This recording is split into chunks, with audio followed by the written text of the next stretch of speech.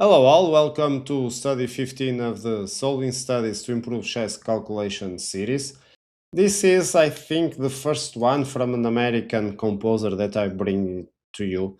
Orrin Frink made some studies. He specialized also in mathematics and he was a known professor. I think his Wikipedia page only has information about his works in mathematics, so you can see he also was good on that area. But he also produced for us good end game studies and some positions with direct mates and so on. And what I like of this position, this is more or less a famous position. It's the minimalistic approach he gets into this one.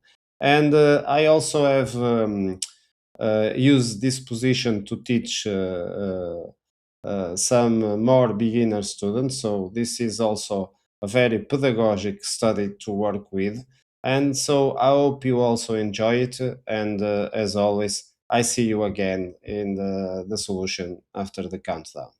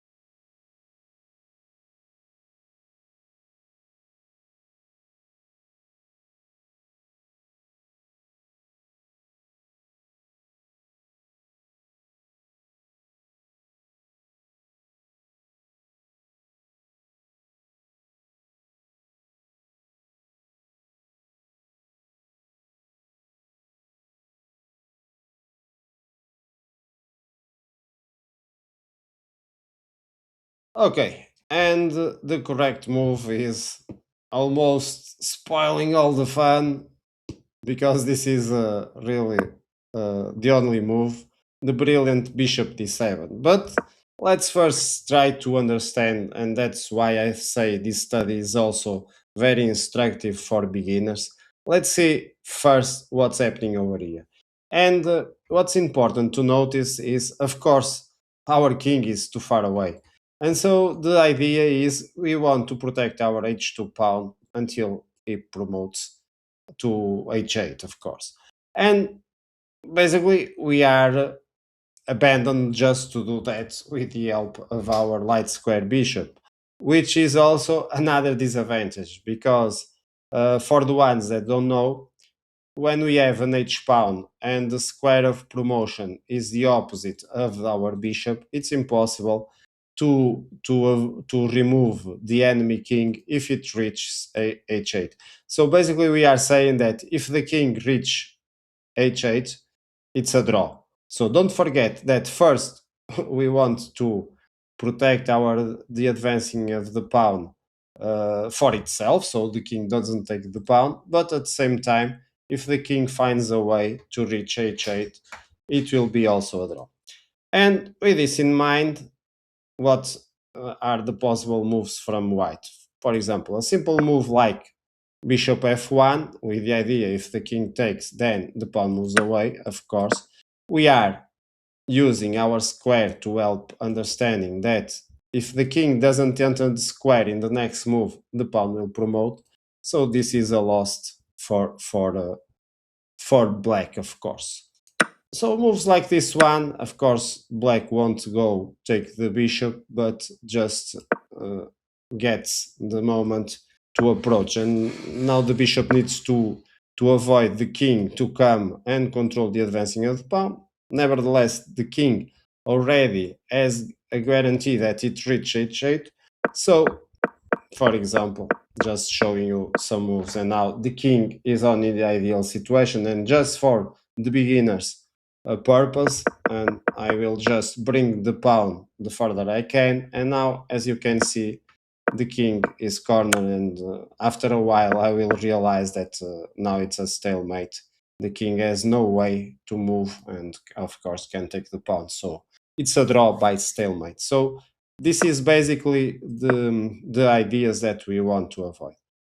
So after looking at this, we may think, okay, we need to remove our bishop. Let's say, for example, if I go to e6, the thing is we need to do it with intelligence, because what happened is will bring my king, of course. The king needs to keep always control of the promotion of the pawn, controlling the square. And when the pawn keeps moving, now I have this key feature of the position where by attacking the bishop, I win a tempo that will allow me to enter the square in a decisive manner. So, of course, I don't take the bishop here uh, by the same principle. If I take the bishop, then I am outside of the square, so it's impossible again to reach the pawn. So also the pedagogic part of the study. So the king needs to go inside the square, otherwise the pawn it's going away. Bye bye. See you again in another game. And so here we need to avoid the king to approach, but the king goes to the other side. Now the king is threatening to approach through g8. The bishop tries to protect the king. The king comes back, and there's no way to progress. The threat is to go here and take the pawn, so the bishop needs to move away again. And again, we go to the same side, and it's impossible to progress. So the hard part of the study is to understand these moves ahead and see that allowing the king to win one simple tempo is the difference between winning and losing. So, and drawing, sorry. So here, after a while, we are going to discover that the only possible move to make is to play bishop d7. And now let's see it working. Of course, the king needs to go on this side. This is the beauty also of the chess, that the path to go to h8 is the same if we go over here or if we go in a straight line. Okay, we'll take exactly the same number of moves. So geographically, it doesn't matter as long as we are approaching the intended square. And here we avoid the king to help, because let's see, for example, what happens if I go sloppy. The idea is to go over here, but the king now can help, because now I intend to go here, but suddenly I will play this move and the bishop is controlling the light squares, the king the other three ones, the pawn the and now there's no way the king after moving to control the pawn, so it's impossible now. As you can see, the pawn gets away. Okay, I'm going with this a bit more longer than the normal on solution and other studies, because just to help starters to understand it better. uh, that's why when we are here we need to also to control the king. Of course, now we advance the pawn, so the king also stays in a situation of body shielding the white king, so the white king can't help. We advance the pawn again, then we play this move, and we can also keep advancing the pawn, although there is also the possibility of having played bishop e8 already. The king tries to approach the square again. We have the square and the king is trying to enter the square. The idea is to reach the pawn with this next move, and that's why I have this cutting move, bishop e8. And now it's impossible for king to enter because the pawn is controlling the other square. The king goes behind, loses the control of the square. Don't forget, the square of the pawn allows us to more easily to see if the king is controlling the advancing or not. And after any move that black makes, like for example over here, as he has lost control of the square, then we can advance the pawn, and even if he takes the bishop, white will have an easy day for winning queen versus king. Okay, I hope you have enjoyed this minimalist study from Orrin Frink, the American mathematician, and see you again in future studies. Bye bye.